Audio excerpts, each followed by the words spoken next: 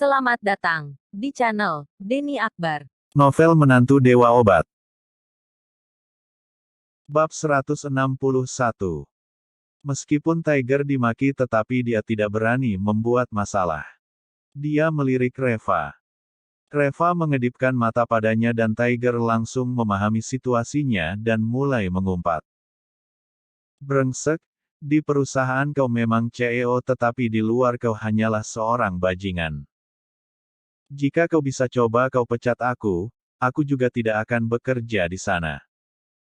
Brengsek, aku paling benci dengan orang-orang yang menggertak wanita. Ayo, babat habis semua tangan dan kaki para binatang itu, jangan sisakan satupun dari mereka.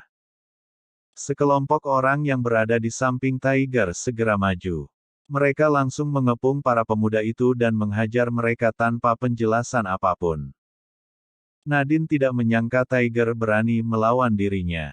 Jadi dia tak bisa menahan amarahnya dan berkata, Kau benar-benar kelewatan. Apakah kau tahu siapa aku?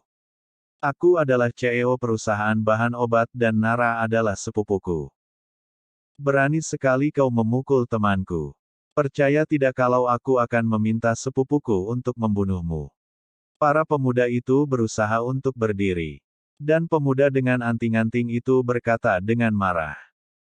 Hei, kakek tua, bosku adalah Lord Fire, beraninya kau menyentuhku. Percaya tidak kalau bosku akan membunuhmu. Tiger mendengus dan berkata, aku tak peduli dengan apa itu Fire atau Water, kau telepon dia dan suruh ke sini sekarang. Kau katakan padanya Tuan Tiger dari Jalan Selatan sedang membuat keributan di sini. Kau lihat apakah dia berani datang ke sini. Beberapa pemuda itu tampak tercengang dan pemuda dengan anting-anting itu berkata dengan suara gemetar, apakah kau adalah Tuan Tiger dari Jalan Selatan?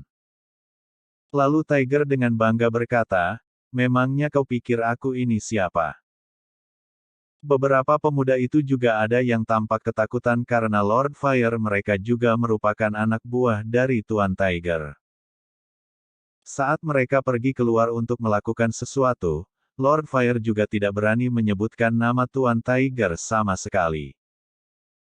Mereka pernah mendengar Lord Fire mengatakan beberapa kali bahwa Tuan Tiger adalah orang terpandang dan sangat terkenal.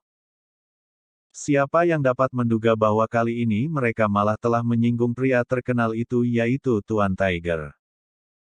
Lalu beberapa pemuda itu tiba-tiba menjadi pengecut, mereka tampak gemetaran dan memohon.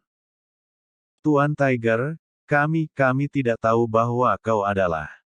Mata kami benar-benar sudah ditutupi oleh kabut. Tolong bermurah hatilah dan maafkan kami. Tuan Tiger, lain kali kami tak akan berani lagi. Nadine tampak tercengang saat melihat teman-temannya yang tadinya tampak begitu kuat dan berkuasa di depannya, sekarang malah mereka semua terlihat sangat menyedihkan. Mereka semua berlutut dan memohon belas kasihan. Siapakah Tiger ini sehingga bisa membuat mereka sampai ketakutan seperti ini? Untuk apa kalian takut dengan dia? Dia hanyalah seorang karyawan di perusahaanku. Aku bisa memecatnya kapan saja, kalian jangan panik. Nadine berteriak dengan kencang. Pemuda dengan anting-anting itu tiba-tiba melompat berdiri lalu mengangkat tangannya dan menamparnya. Diam kau, dasar jalang. Beraninya kau berbicara dengan Tuan Tiger seperti ini. Aku akan membunuhmu. Lalu sambil berbicara pemuda dengan anting-anting itu menamparkan Nadine beberapa kali. Dulu saat di sekolah, Nadine naksir dengan pemuda yang memakai anting ini. Tetapi karena Nadine berparas biasa saja dengan latar belakang keluarga yang juga biasa-biasa saja sehingga mereka berdua tidak terlalu akrab. Tetapi karena malam ini Nadine mengendarai Panamera ke sana, akhirnya keduanya langsung terlihat akrab dan menjadi pasangan. Tak disangka kemanisan ini hanya dapat dirasakan beberapa jam saja. Sekarang pangeran tampannya ini malah memukulnya dengan sadis. Nadine tampak tercengang.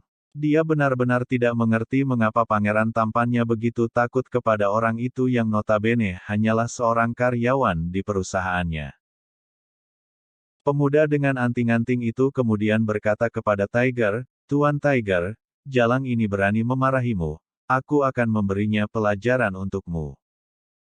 Kau bermurah hatilah kepada kami. Tolong maafkan kami. Masalah malam ini tak ada hubungannya dengan kita, itu semua adalah ide dari si Jalang ini." Tiger malas untuk bicara dengan mereka dan langsung berkata, "Hajar mereka." Anak buahnya langsung bergegas maju dan melumpuhkan mereka semua dengan menekan mereka ke jalan. Lalu mengambil tongkat baseball dan mematahkan kaki dan tangan mereka satu demi satu. Nadine yang melihat ini tampak gemetar. Orang-orang ini tadinya begitu pintar membual di depannya hingga seperti tak ada seorang pun di kota Carson yang berani menyentuh mereka. Tetapi tak disangka, sekarang keadaan malah terbalik. Mereka dipukuli habis-habisan oleh karyawan perusahaannya sendiri. Reva malas untuk mempedulikan orang-orang ini. Lalu dia mengikat wanita itu dan mengantar gadis kecil itu ke rumah sakit tempat dia bekerja.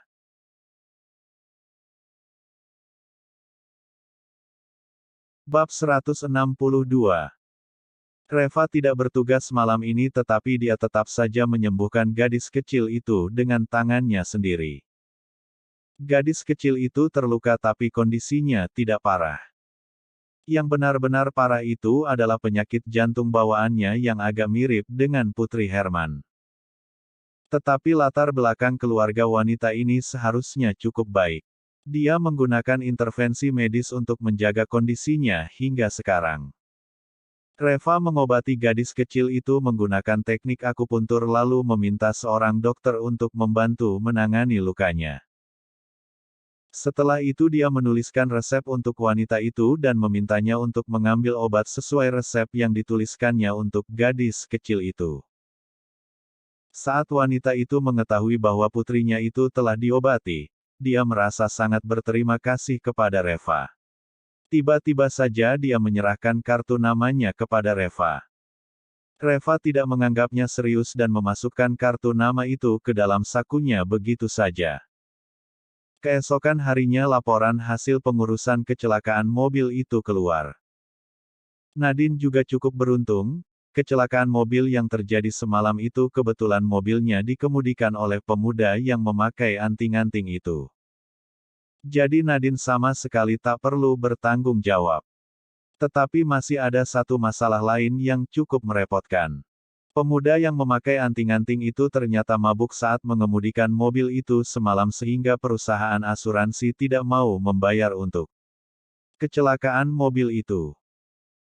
Biaya perbaikan mobil Panamera itu sekitar $300.000 lebih dan perbaikan mobil BMW yang ditabrak itu menghabiskan biaya ratusan ribu dolar. Kurang lebih sekitar $500.000 yang semuanya harus dibayarkan oleh pemuda yang memakai anting-anting itu sebagai kompensasinya. Tetapi pemuda dengan anting-anting ini adalah seorang pria miskin. Seharian kerjaannya hanya berkeliaran di luar dan keluarganya juga telah memutuskan hubungan dengannya. Dia tidak punya uang untuk membayar kompensasi sehingga akhirnya masalah ini juga harus ditanggung Nadine. Lagi pula, memang dia yang membawa mobil itu keluar dan pemuda dengan anting-anting itu juga adalah pacarnya. Ketika mendengar tentang kabar itu, Rebecca tampak sangat marah. Mengapa Nadine-ku yang harus membayar kompensasinya? Mobil itu bukan dikemudikan oleh Nadine-ku. Orang yang mengemudikan mobil itulah yang harus membayar kompensasinya. Penanganan masalah ini sangat tidak adil. Kami tidak menyetujuinya. Tetapi tidak ada yang mempedulikannya. Kemudian Rebecca dengan marah pergi mencari Alina dan memintanya untuk menangani masalah ini. Alina dibuat kesal setengah mati oleh Rebecca tetapi dia juga tak bisa melakukan apa-apa. Akhirnya dengan tak berdaya dia menelepon Nara dan memintanya untuk membantu menangani masalah ini. Nara juga sangat marah tetapi pada akhirnya dia juga tetap harus melakukan apa yang dikatakan mamanya. Jika masalah ini tidak diselesaikan, Rebecca pasti akan datang ke perusahaan farmasi Su untuk membuat keributan. Dan saat pemegang saham lain mengetahui hal itu dapat diperkirakan pasti akan terjadi sesuatu hal lagi. Dan saat itu terjadi maka akan serba salah. Axel hampir muntah darah saat mengetahui Nara telah menghabiskan ratusan ribu dolar untuk menyelesaikan masalah ini. Lalu dia segera menelepon Reva dan bertanya, "Reva, bukankah kau mengatakan mereka sekeluarga akan pergi dalam waktu 3 hari? Sekarang sudah 2 hari dan kau masih saja duduk di rumah tanpa melakukan apa-apa. Bagaimana cara kau membuat mereka pergi? Apakah kau sengaja berbohong kepada kami? Sebenarnya kau telah berkolusi dengan mereka dan ingin memeras uang dari keluarga Suyah." Reva dengan tak berdaya menjawabnya, "Pak, jangan khawatir. Aku kan sudah mengatakan 3 hari, ini juga belum sampaikan waktunya." Lalu Axel berkata dengan marah, "Kau memang tidak khawatir tetapi apa aku bisa tidak khawatir? Karena kejadian semalam saja Nara telah menghabiskan 500 ribu dolar lebih. Keluarga kami telah hemat selama bertahun-tahun, dan akhirnya dengan susah payah kami mampu membeli perusahaan farmasi Su. Lalu sekarang apa kau harus menghambur-hamburkan uangnya?" Reva tampak cemberut dan membatin dalam diam, "Memangnya perusahaan farmasi Su dibeli oleh keluargamu yang telah hemat selama bertahun-tahun. Selain itu, masalah ini juga disebabkan oleh kerabat keluargamu, mengapa malah jadi mengatakan aku yang menghambur-hamburkan uangnya?" Tentu saja Reva tidak berani mengatakan ini secara langsung dan dia hanya dapat menggerutu di dalam hatinya. "Pak, kau tenang saja. Aku sudah mengaturnya. Aku pasti akan membuat mereka pergi besok. Dan juga, kedepannya mereka akan berhenti membuat ulah juga untuk sementara waktu." Axel tampak ragu dan memaki, "Reva, kau jangan selalu saja membual. Jika masalah ini dapat diselesaikan barulah kau boleh mengatakan bahwa kau mampu. Aku beritahu ya, jika kau tak dapat menyelesaikan masalah ini maka kau harus keluar dulu dari rumah keluarga Su. Keluarga Su kami tidak membutuhkan orang tak berguna seperti dirimu." Bab 163. Setelah dimarahi oleh Axel, Reva tampak terdiam. Tetapi pekerjaan yang harus diselesaikan tetap harus diselesaikan. Siang tadi Herman menemui Nadine yang sedang sibuk membuat laporan kerjaan. Dia mengatakan bahwa perusahaan baru saja menerima pesanan dan jika diterima perusahaan bisa mendapatkan keuntungan sekitar 30 juta dolar.